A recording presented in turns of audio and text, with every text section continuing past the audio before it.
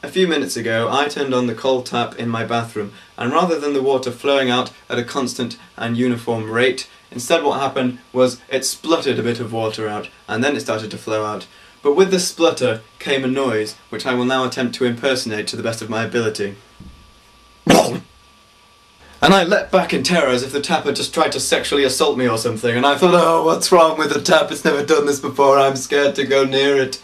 But after both I and the cold tap had calmed down and regained our senses a little bit, the incident got me thinking about some of the more conspicuous reasons for the non-existence of God. I can say, as a fact, in the same way that it is a fact that that is a wall and that is a picture of a cat, that there is no God. You want to know how I know that? Because I have the knees of an obese 80-year-old donkey.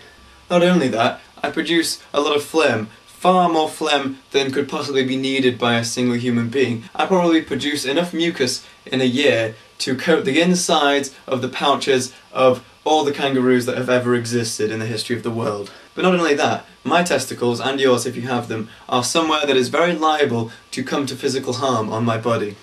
Oh my Jesus fucking Christ, we just had a power cut in the middle of this recording. Maybe the Lord God is trying to prevent me from speaking this blasphemy. Not only that, the strength of my eyesight has been diminishing over the past few years. I'm probably going to have to wear glasses before I can pass my driving test. Not only that, but every now and then, once in a blue moon, I have to clip my toenails, and by clip, I mean either tear them off with my teeth or the nails on my hands.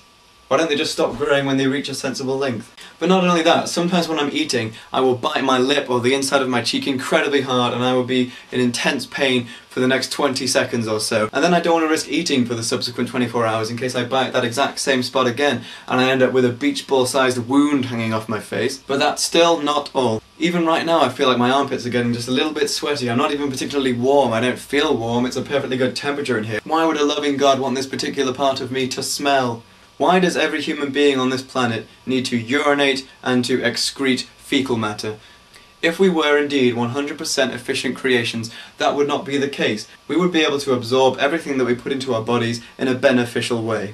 Why would a loving God create people with mental and physical disabilities? You know, God's up there on his cloud like, ooh, Mrs. William Bryan Stevenson are about to have their firstborn child. Better get working on designing that. There we go, there's the head, there's the eyes. Whoops, he's going to be born blind. I should be able to rectify this mistake pretty much instantaneously because I am God, but then again I don't exist. What a pickle. If you believe that, as it says in the Bible, that God made us in his image, you have to accept that God is an obese, anorexic, diabetic, hyperglycemic, giant dwarf, genius retard with the keenest sense of sight and hearing and the greatest command of all the world's languages, despite being blind, deaf and dumb.